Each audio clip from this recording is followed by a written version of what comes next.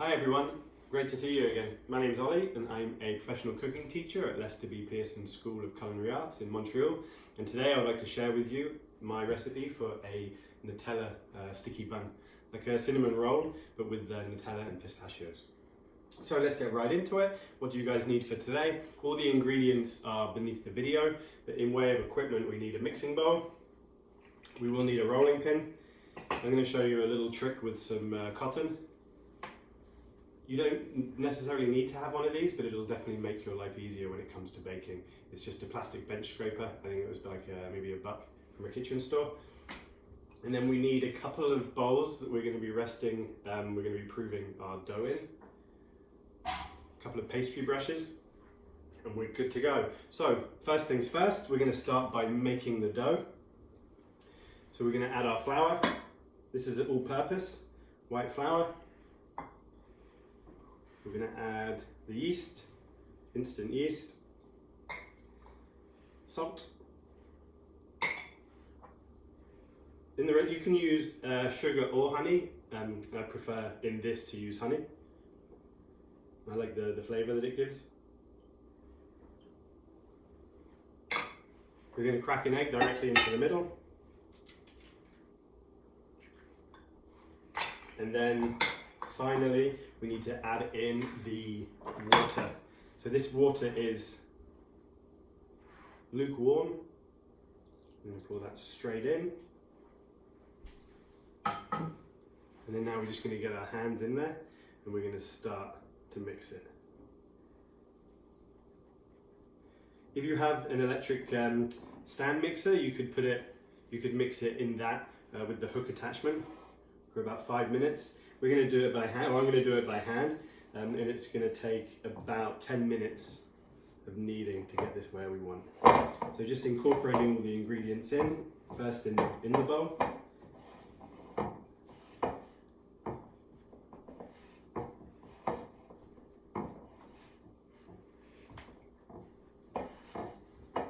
The good thing about doing it by hand and not using a stand mixer is that you can feel the dough and the different stages it goes through of elasticity and stickiness. So you get a better understanding, I find. And then once that is all started to mix together and all of the flour is incorporated, we're going to empty it onto our bench. We need a little bit of extra flour for dusting. I'm just going to dust the surface. Put this straight in the middle.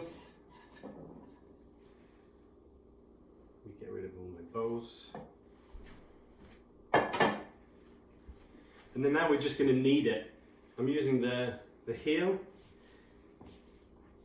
my hand like this, and I'm just pushing it into the surface, dragging it, pushing it, dragging it back into itself, and also rotating as I go along. We're just trying to get this to a nice elastic stage, a nice smooth dough. Just collect all the pieces that get away. And what we're looking for is not a completely dry dough. We don't want it to be wet, but it's okay if it's a little bit sticky. So folding it in on itself, pushing with the heel, and then bringing it back in on itself. And then you keep working that. Like I say, it probably take, depending on your technique, around 10 minutes to get it to the stage that you want.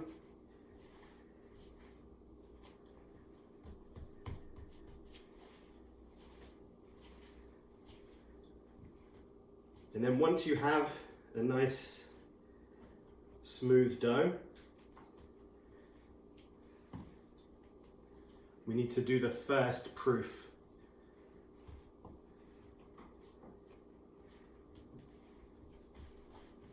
So let's just pretend that that's been 10 minutes of kneading.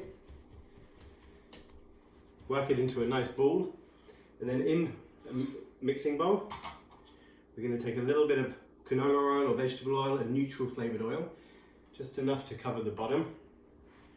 We're going to put our dough into the oil, roll it around so it's covered, and then we're just going to take a nice clean rag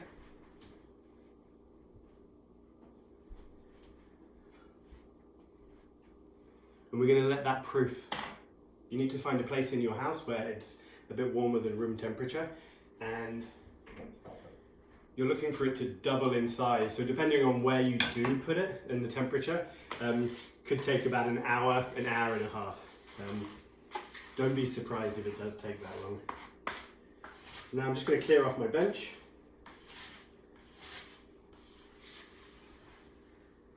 Wash my hands. And we're going to start the next part. I already have one ready.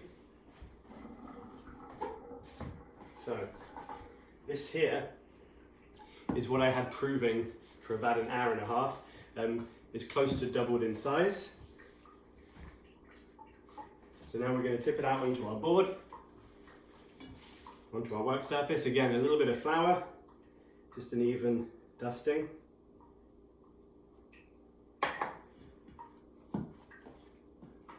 It feels a lot lighter. You're gonna notice how different a feel it is, lighter and airy. Just going to sprinkle a little bit on top. We don't want to use too much flour. And then we want to roll this into about 20 inches by 12 into a rectangle. Oops. A rough rectangle. It doesn't have to be perfect.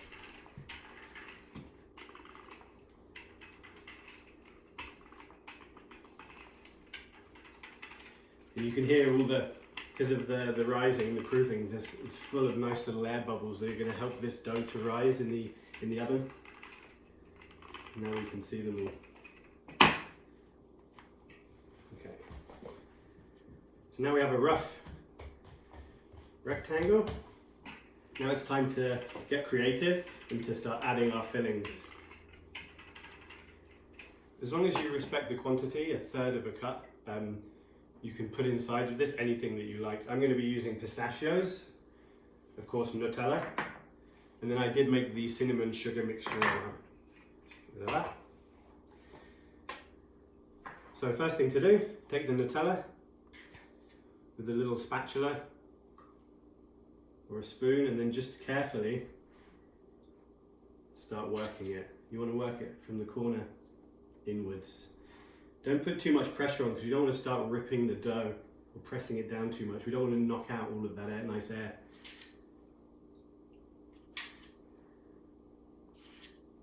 And then if you need a little bit more than I wrote in the recipe, just add some more. It's completely up to you. Flavors are personal too. There's a white chocolate spread that you could use for this, which would be nice with macadamia nuts and raspberries.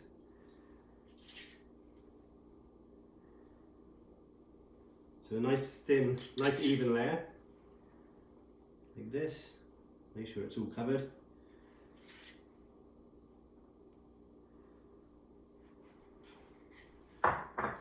Now I'm going to add my cinnamon sugar. Just going to do a nice even thin layer, just sprinkling it on. And this is going to caramelize nicely in the oven too, with the Nutella. And then pistachios. I've roasted these pistachios. I put them in a little food processor just to make a bit more of a crumble. And then I'm just going to evenly sprinkle these on. You can come a little bit closer if you want, just to have a little look at the spread and the layout. So it's just an even layer, like that. And then if you want to come back out. Now what we want to do, we're going to roll from the thin end over. We don't want to roll it too tight, otherwise it's going to stop it from rising in the oven. So very carefully, gently roll it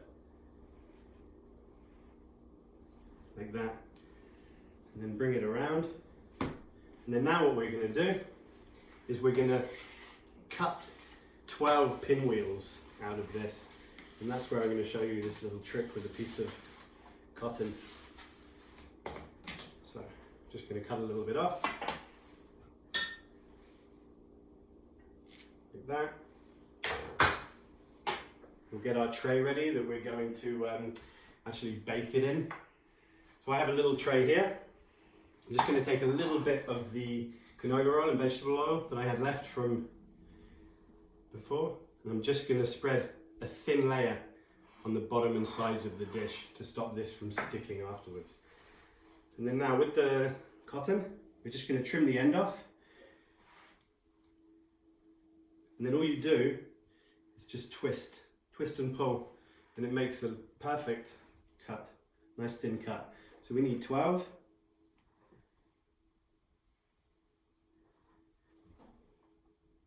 And then in my tray, I'm going to go 3 along by 4 here. So I just need to make sure that to begin with they're not touching now. And you want these to be about 1 inch in width.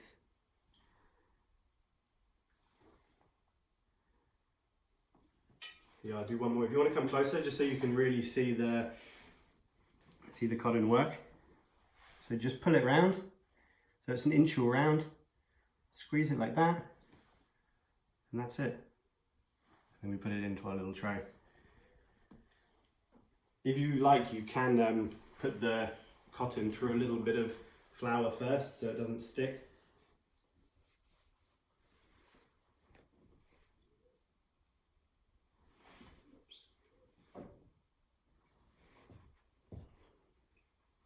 You can obviously, of course, just do it with a knife as well. You don't need to use this. I just thought it was a good little trick maybe to show you guys.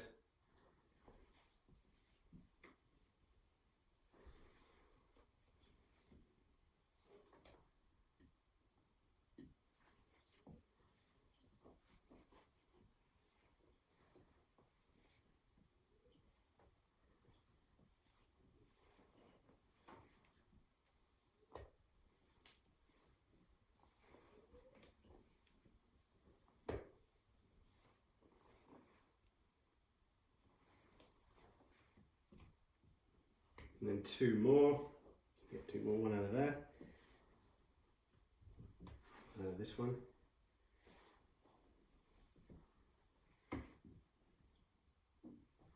Okay.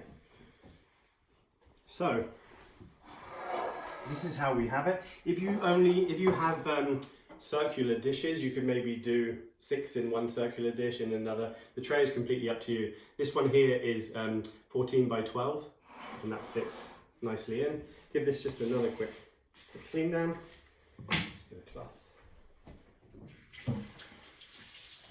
And then now what we need to do with this is we need to brush the melted butter on top. Just bring that here. We're going to take our melted butter. We're going to just brush carefully, not brushing, but rather just dabbing the tops. So we don't want to now break the nice pinwheel shape. So we're going to brush all of this.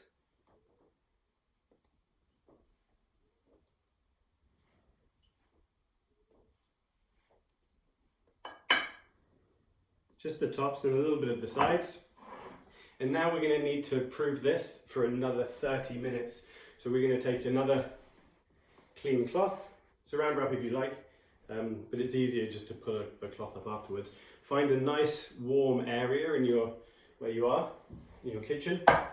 And then for about 30 minutes, and what's going to happen is they're going to rise again and they'll all end up touching each other.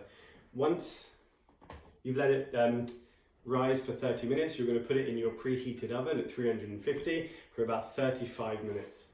And then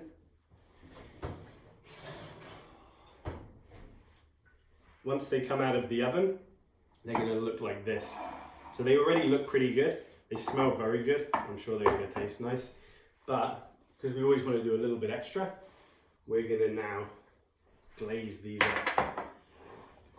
So in the recipe it mentions a simple syrup, which is equal quantities of sugar and water dissolved while simmering. I added a shot of espresso, so I like coffee and chocolate. So now I'm just going to brush this over. And you want to do this while the syrup is warm and the buns are also warm. Once the syrup cools down, it's going to become nice and sticky, and that's what's going to help the next garnish stick to it. So quite generous with that. You don't have to add the espresso if you don't want. You could just do a simple syrup. So nice and generous with the glaze.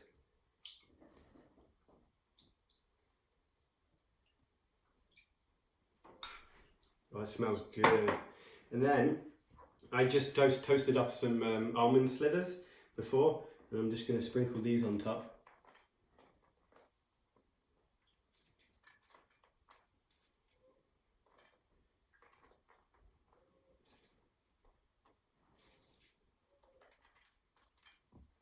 And here we have a little bit more glaze.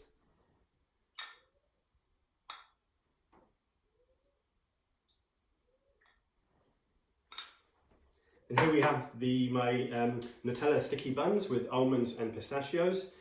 Thanks a lot for joining us. If you do decide to cook along, leave a comment, subscribe to our channel. We'd be very interested to see what you guys make, and if you do follow along. And that's it. Thanks a lot, guys. Really appreciate it. Happy cooking. And now we're going to give you a little close-up. Thank you.